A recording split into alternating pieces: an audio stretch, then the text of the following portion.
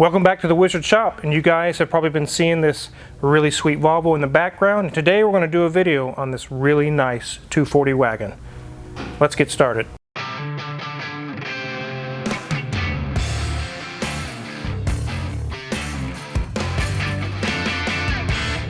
So this is a 1993 Volvo 240, or I guess you call it 245 wagon. And it's in here for a lot of little cosmetic things, dust shields, and a few little items. It's nothing really major. But before we get diving into this too deep, we definitely need the Bug Ninja here for a Volvo. Hey, David. Ask for the Bug Ninja and he appears. I appear. Yeah. This is a treat. A treat, huh? Yes, yes. It is a beautiful car. Yeah.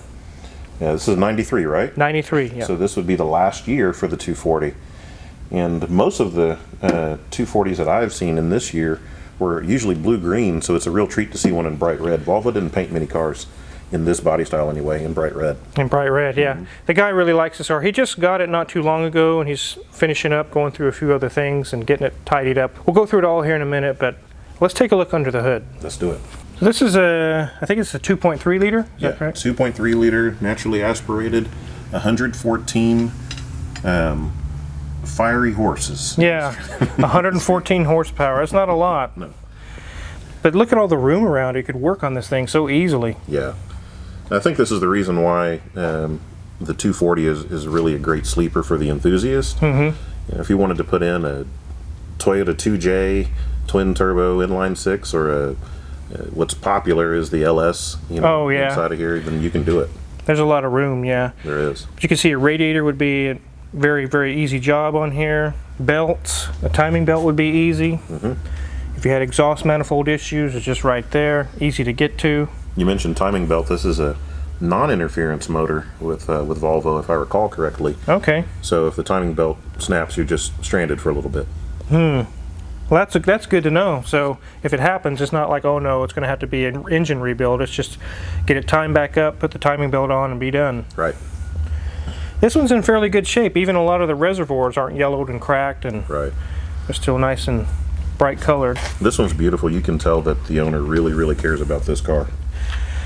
One thing that I've noticed, it says 240 on the back, on the tailgate, but right here on this data plate, it says 245. Right.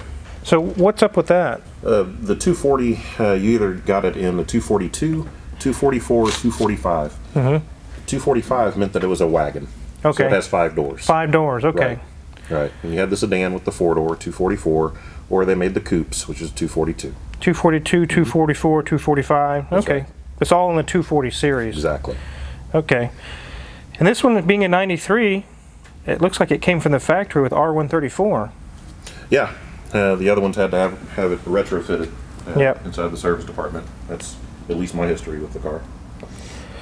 That's an OEM coming from the factory, 93 with 134. That's pretty cool. Mm-hmm. So let's take a look around this thing, Bug Ninja. Let's do it. That's glass. Yeah. Real glass. Yeah. You don't see that very often. You know, a lot of cars now with the composite headlight covers. You can see that the guy named it Gustav. Yeah, it's a popular name for Volvos. Popular name. We have a friend that named his Volvo Gustav. Yep. I sold him that car. There's some weird emblems going on. This looks like a Porsche emblem, but it's got a moose. Right. It's a Volvo owner humor. Okay. The prancing moose on the side. I like it. I had a set on the wagon that I had at one time when I had a V60. Yeah. And then if we go over to here on this side, we can see the wheels are off, and we're going to show you guys why in a minute. Then it looks like it has a Ferrari shield on it. Right. Again, the prancing moose. But the prancing moose, yeah. That's kind of odd. I seen the guy unloading the trailer, and I seen the shields. I was like, what in the world? Right. Anyways. You know what's funny, though, is that in Sweden, they actually have a lot of trouble with, which kind of related to the moose, with reindeer. Right. And they actually are very concerned about the reindeer going over the hood and into the car through the windshield. Exactly right. Cut the legs off the poor guys. Yep. When we go down here, there's no dents. There's no rust. No, it's just a beautiful automobile. It's in really, really good shape. Mm-hmm. The glass is all in good shape. Not cracked. What are these here? What's going on here? Honestly, I'm going to tell you for the first time, I don't know. I think that they just kind of vent from the inside out. Like body ventilation? Yeah, or cabin ventilation, yeah. You can see this missing a piece of trim here. That's like a chrome ring or something that would have went there. Right. I think he has it, but... That's about the only thing that I can really spot on the car that, you know, that kind of stands out. Other than that, right. You know, you just really don't see them in this kind of shape much anymore. No. No dents or anything banged up back here. As we come down this side, the same story. Is this stock, this black color here, do you know? Or Yeah. It'd be stock. It looks like it's got a little bit of crazing or cracking on it, but it's not too bad. But it's in wonderful shape. Very, very nice. I do see a gouge here. It's been painted over with touch-up paint. But it's not horrible. Wow, this is like a total flashback for me. I used to drive one of these. This is what I learned to drive in when I was a teenager. Oh yeah. And you have a lot of memories with your mom in it, huh? Oh yeah, I mean, slight difference. Ours was just a little bit older, and it was beige with the brown interior, but everything is laid out the same, looks the same. It's crazy. I really like the interiors on these. I think they look really cool. As you can see, it has 136,000 miles on it. That's not very much for being a 93. Yeah. It's a well-preserved car. It's almost like a time capsule. It is in very good shape. This one happens to be the automatic. It has the AW70 transmission. It came in where the overdrive wasn't working, and we found that a solenoid has a wire that goes to it. The wire was broken. We got it fixed, and it works. Look at the condition of the seats. I mean, they're just... The seats look like they're showroom, yeah. The fuzz is still firm on it, not rubbed through.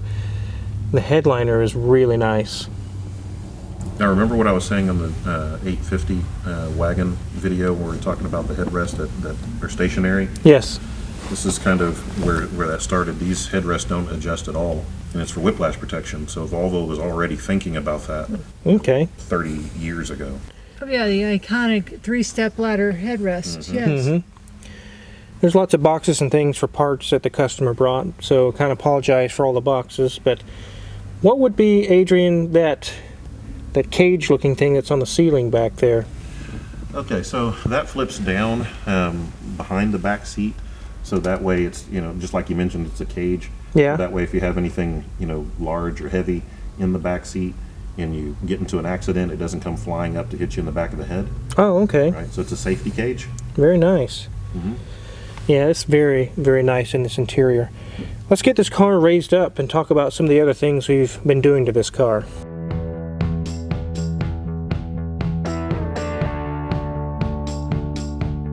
So you guys saw this lift that we're using. This is a Benpack mid-rise lift that I have. Right now we're getting, like I mentioned, the 4-post lifts assembled. They're getting assembled in the back there, then we'll move them to where we need to put them. My other lifts are tied up, the 2-post Benpack lifts that I have, and this really came in handy to get this job done. It's a lifesaver. That's what I use this one for, is when we've got to get a job done and we're out of lifts. This one totally helped us out here. So if this one comes up missing, I don't know what happens. Oh, you want one of these at your house, huh? Yeah, it's definitely very nice.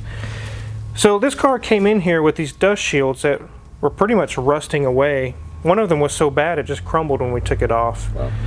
The customer wanted all these replaced, and he figured it'd be a fairly simple job. And up front, it really isn't too bad. You just take the hub off. You have to take the caliper, the rotor, and then the hub off. Right. And you can unbolt the dust shield. It's got a nice, good used one on it. That really wasn't a problem. It went pretty quick. But let's head back to the rear axle. So as you can see, it has a good used dust shield on it now. We've reassembled everything. This was the old one that was there. It was rusting away pretty bad. And you would think, just like the customer thought in this situation, 30 minutes, you have these slapped on and you'll be done. But when we took the wheel off and we saw these parking shoes, the pieces just literally crumbled. The rust is so bad on these that it just fell apart. Well, we obviously can't put this back together like it is. But once we got the parking shoes off, you see the bolts here. You're not going to just take the dust shield off in 20 minutes. You got to take all these bolts off and pull the entire axle assembly with the bearing all the way out. Basically, it's all the labor that you would expect to do wheel bearings on here. Wow. Just to throw some dust shields on real fast. We did contact the customer and was like, it's going to be $200 or $300 just to do all 4 of these. He was like, that's a lot higher than I thought it would be, but I understand.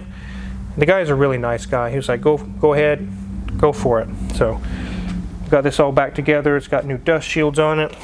We've got new parking brakes on order. And this is one of those scenarios too that I run into. This guy is really wonderful to deal with. But I get into these scenarios sometimes with customers where you take it apart and you find this. And the customer's like, I didn't budget for that. You're like, well, what am I supposed to do with this? Are we going to put it back like that? And the customer says, well, no. But I also don't want to pay the extra money. And this is a predicament I run into a lot. It's really frustrating. I want to fix this for the customer, but you guys know my motto. You're not paying, I'm not working. The only option is I put this back on with the pad material missing, or you pay to put new ones on. And this guy was totally cool, but I've run into this situation several times. It's like, why is this an argument? Why would this be an argument, Adrian? It shouldn't be. It shouldn't be. But doesn't this say, in your opinion, doesn't this say something really cool about the customer? Yeah. I mean, most people with a dust shield sitting behind a tire and behind the brakes and everything like that, they wouldn't even mess with it at all. Right. Right. And he wanted to make the car that much better, you know, with items that you can't even see. Right. He wants everything to be right, and I really applaud him for that. Right. We'll go over to the other side. So you can see on this side we also have the new dust shield installed. We're just, like I said, awaiting the brake shoes to arrive. But there is some rust, like on this arm here. It's surface rust. It's not really that bad. It's not worth tearing the car apart for. But you can tell that this car has been through some areas that had some salt, maybe a little bit. And the customer's addressing that issue, and we're taking care of it for him.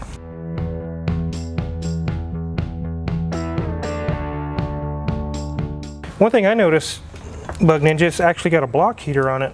Right. It's a popular accessory for our customers further up north, right? But you know, even in Kansas, we get enough cold sometimes where people want to have that, you know, attached to their block. Yeah, that's pretty cool. So when you started at Volvo, it was just a few years after this model would have been out, probably what, 4 or 5 years? Yeah, I started with Volvo in '97, so I was at the end of the 850. Okay. And going right into the S70, V70s. But these cars were all over the place. Right. I mean, the 240 is really, it's where Volvo built its reputation, right? So, you know, Mrs. Wizard was talking about how she drove one of these cars to start with. You know, a lot of teenagers were driving the old tank, right? Because you just couldn't really hurt this car. Yeah. You know, a couple of fun facts about these vehicles. 1976, this the 240 series set the standard for safety in the United States. Wow. And also, this would have been the first production vehicle with a catalytic converter. Okay. And lambdasoned. Are you familiar with that term, lambdasoned? Lambdasoned? That means oxygen sensors? Oxygen sensors, yeah. Absolutely right. So these are the first vehicles with oxygen sensors and catalytic converters, setting the standard for cars on emissions going forward from that point. So during your time when you first started into sales with Volvo, you would have seen these as trade-ins or? Trade-ins in the service department. You right. know, yeah. You know, I sold several of these 240s. One of the things that we would do to show how robust the car was we would roll down the window and we would sit on, you know, in the window channel here and just kind of bounce up and down a little bit, step back, and just kind of barely push the door and it would shut, you know, perfectly to show just how sturdy even the door hinges were on this car. I'm not saying that other cars couldn't do that, but I wouldn't try it on most cars these days. I know one thing, if you flip through pages of our family's photo albums back when she was younger, there's so many of these. There's an orange one? We had an orange sedan 4-door. Then we moved to a 2-door, probably a 240 DL. Right. That was maroon.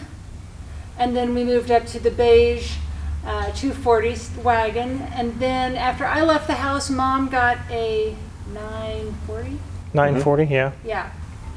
Unfortunately, that was her last car because as much as you talk about safety with Volvo, she was in a car accident and that's what she died in. Oh man. Yeah. The kind of accident that was there would have been, it wouldn't matter what car you were in. It was a very sad deal. Right. But it was really cool to flip through the photo album and see these cars. And it's because her uncle, at the time, her uncle owned actually a European auto repair here in Newton. And he worked on tons of old Volvos. It'd be 1970s, 80s. They're like the P1800s. He worked on a lot of those. Wow. That's a name you don't hear that so often. When they had a family mechanic that worked on those, they kind of got drawn to the Volvos, and they're like, well, he can work on them, so I'll buy one. And right. There was several of those in her family. So that's kind of the story of Volvo and Mrs. Wizard's family. This one, I see a lot of these on the road. They're banged up, the paint's faded or all rusted out, but this one's really nice. And when it came in, I knew I had to get your take on it. It's a really nice car. I love these cars. Our friend we talked about that named his Volvo Gustav is still pestering me about buying this one. He's up to 10,000. He's like, come on, 10,000. Good luck. I doubt that this customer is going to let go of this car anytime soon. No, I don't think so. And if I was him, I probably wouldn't either. It's definitely a keeper, especially the condition it's in. So thanks for coming out and giving us your take on this. I almost called you out on a Volkswagen Golf R 2017 that was in here, but Jared from Wrench Every Day happened to be just in the shop, so I got his take on it. But I almost called you on that one too, because I know you're into Volkswagens. Yeah, absolutely. But definitely had to get you out on this Volvo here, this 240 wagon. This is really sweet. So thanks for coming out again. Thank you. This was a treat. Yep. So if you're curious what kind of tools we use in the shop to work on these kind of cars, check my Amazon affiliates link in the description below. Pretty much everything in the shop is for sale there, and we get a small cut. We appreciate it. And if you haven't hit the subscribe button already, yes, we have Malibu Chevelle videos coming. Make sure you hit the subscribe button because we got lots of cool projects to come. Thanks for watching.